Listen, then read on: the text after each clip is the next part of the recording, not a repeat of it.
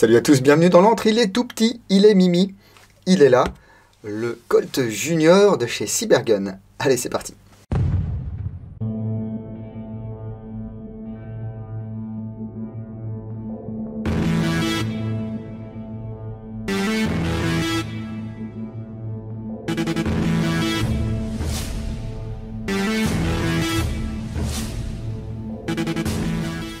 C'est une réplique que j'ai eue lors de l'opération unboxing de Destockage Games. J'avais un gros colis avec plein de choses dedans, dont ce petit Colt Junior. Il existe en silver ou en noir, pour un prix compris entre 110 et 120 euros. C'est un petit GBB qui est fabriqué par WE et distribué par Cybergun. Licence Colt oblige. Alors, il est livré dans une petite boîte très sympa. Voilà, ici on vous rappelle les caractéristiques techniques, 6 mm, green gas, semi et sécu, blowback, hop-up réglable, full metal, 7 billes dans le chargeur, 215 fps.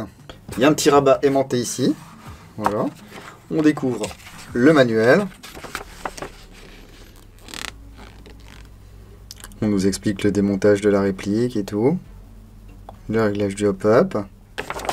Et une petite mousse que l'on enlève pour trouver ici le petit Colt Junior qui est ici en modèle silver. Alors ici il y a un petit bidule. Est-ce que c'est pour tirer à vide ou est-ce que ça a une utilité? On verra ça un petit peu plus tard. Il y a le mini chargeur. Regardez comme c'est tout petit. Chargeur gaz, on va faire le plein ici. Il y a les marquages. Alors c'est un petit peu pénible à filmer cette couleur. Voilà. Calibre 25 ACP.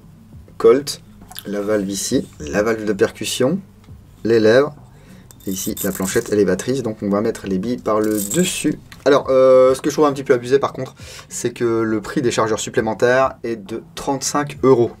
35 euros pour ça, c'est autant qu'un chargeur qui peut contenir 20 billes. Voilà. Et ensuite, on trouve le petit Colt ici. Vous voyez, c'est vraiment tout petit.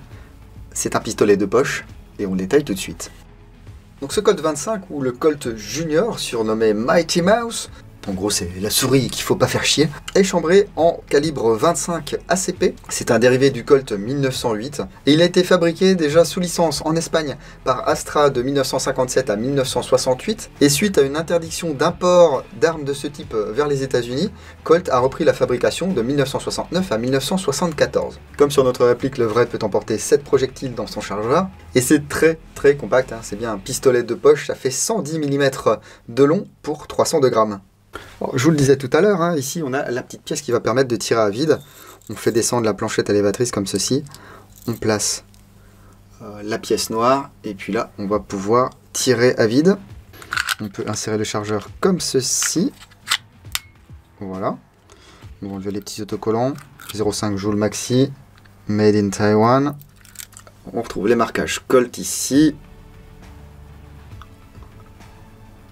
Hartford, Connecticut, USA. Le petit poney joyeux ici. De l'autre côté, Colt automatique, calibre 25. Le numéro de série ici qui ne correspond pas au vrai numéro de série. Des plaquettes en faux bois avec le petit médaillon Colt. Alors les Colt 25 sont sortis pas mal avec des plaquettes type bakélite. Et ensuite des plaquettes en bois véritable.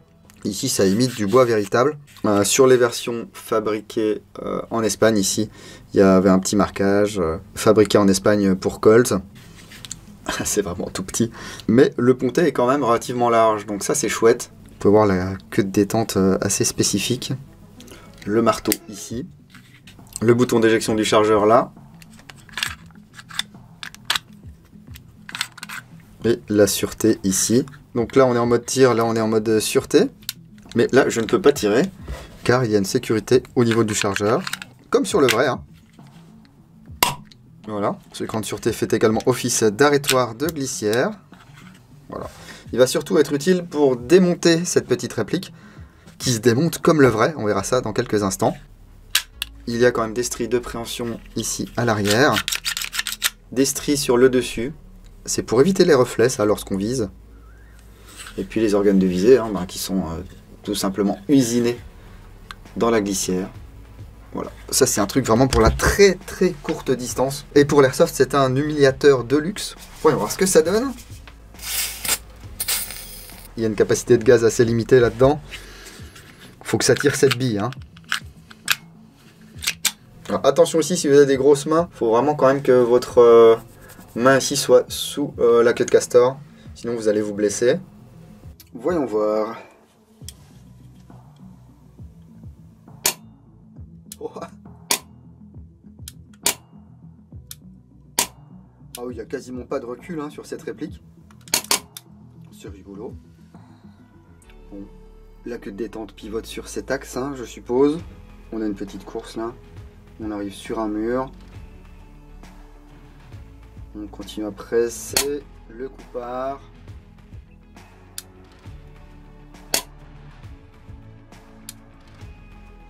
Ah, le reset est sympa. Hein.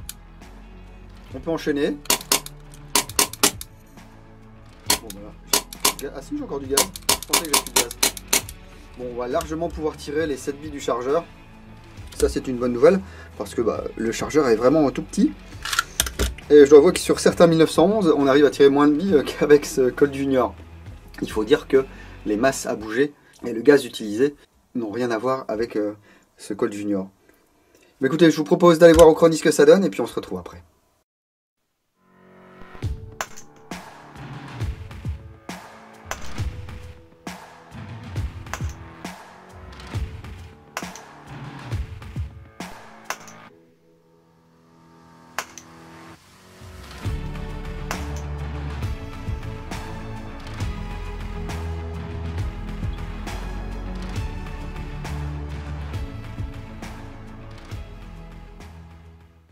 Je suis assez surpris par la dureté du ressort de rappel vu la charge de gaz qui est envoyée par ce petit Colt là. Et il faut vraiment y aller mollo avec le hop-up parce que comme il n'y a pas beaucoup de patates, ça bourre assez rapidement. Alors justement, pour régler le hop-up, on va venir ici bloquer la glissière vers l'arrière, tourner le canon dans le sens horaire.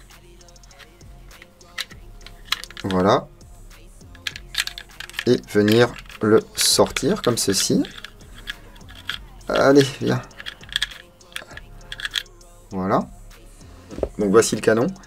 Et voici ici la vis de réglage du hop-up. On peut voir le bourrelet ici. On voit que c'est très très gras. Il y a un mini canon en laiton à l'intérieur. Je ne sais pas trop comment c'est maintenu.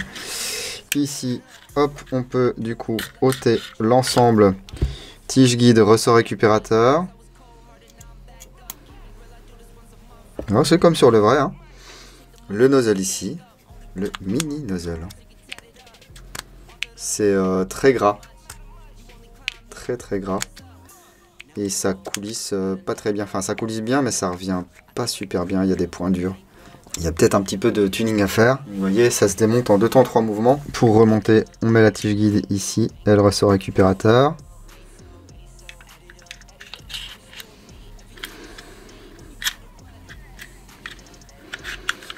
On aligne, on recule.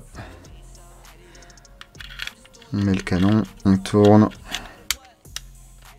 Voilà. Il faut que la demi-lune ici soit bien alignée. Et voilà le travail.